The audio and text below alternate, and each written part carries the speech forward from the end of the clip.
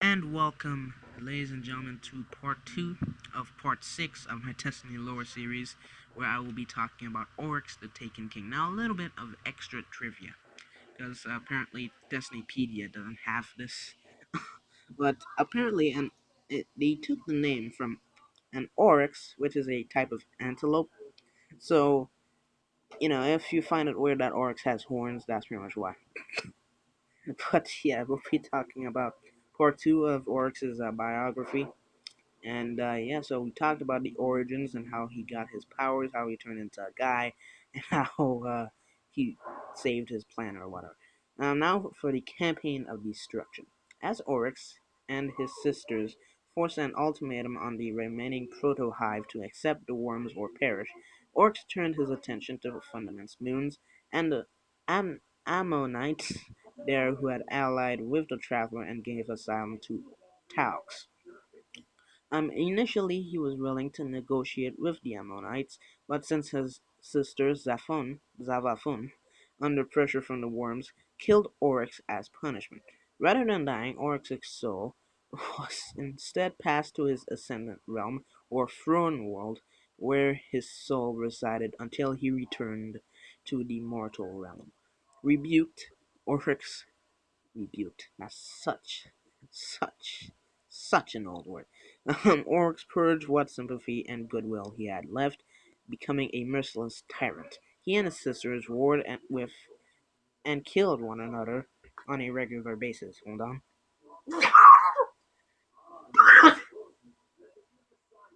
You good? Alright.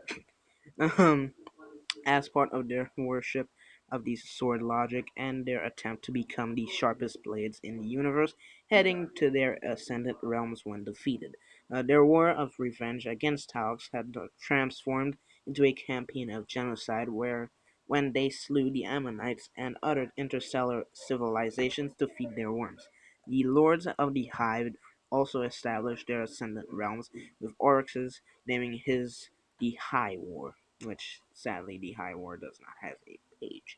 Um, During the war with the Ecumen, that's a that's a spice. What a, what the heck?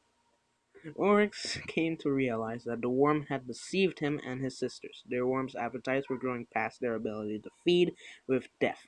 Meeting with his sisters in the Ascendant Realm, when his sisters offered their power to help Oryx find a way to save them, Oryx killed them, then used that power to confront his patron god, Akka, the Worm of Secrets. He killed Akka so that he may steal its ability to call upon the deep and create tablets of ruin, which gave him the ability to take.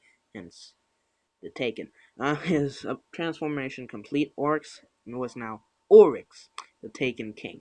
During the subsequent war with the Ecumen, the Spices, Oryx revived Zivu Araf in an act of war and revived Savafun in an act of cunning. He then decreed the Tithe system. Each hive would kill their enemies, take some of their take some to feed their own worm, and tithe the rest to their superior. I don't know where or why they would bother taking stuff from the Bible for a stupid sci-fi game, which has nothing to do with that. But I mean, whatever. Whatever. 4 minutes, fantastic. So where was I? I went on the another page. Oh my god, I've lost my way. Thralls would tithe to acolytes. Acolytes would tithe to knights and or wizards. The knights and wizards would tithe to the ascendant hive. Then those who commanded legions of warriors and earned the right to enter the hive god's ascendant realms. All of this violence will eventually reach Oryx, Sabafun, and Zivu Araf, allowing their worms to feed on violence while continuing to invoke their inner natures. Fearing that he was becoming a nihilist, Oryx eventually Oryx eventually decided to sire his own spawn. The results of this was Crota, the son of Oryx, and the Death Singer, I don't know, twins, Ir Anok and Ir Ahalak. Okay. Alright, so, okay. One day the Death Singers Deaf singers. We were finding their deaf songs. Okay, it's deaf singers then. The deaf singers were refining their deaf songs and came up with the idea of the oversoul. Intrigued, Oryx commanded Crota to watch his sister so that he might learn something. However, while Oryx was off studying the deep, Crota was deceived by Zavathun into using his cleaver to cut a portal into the high world, allowing the Vex to enter. For 100 years, the children of Oryx waged war with the Vex, which quickly deduced the sword logic and worship of the deep as key to attaining power in the High War. However, while the Hive were able to overpower the Vex, they were unable to push them out as they lost too much of their power when entering the Vex conflux.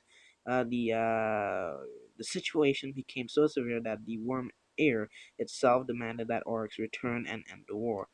Quickly returning to the High War, Oryx used his powers to take the Vex and resented resented to and clear his throne wall. Angered at his son's imperfection, Oryx threw Crota into the Vex Gate network, decreeing that he returned victorious or die forgotten. At first, Crota resented his father for his seeming abandonment, but after time came to understand his father and built temples to Oryx and they eventually becoming a vital link in Oryx's hive of death or whatever. And achieving godhood himself. Okay, that's the end of this video. I hope you enjoyed it. If you did, please like, comment, and subscribe.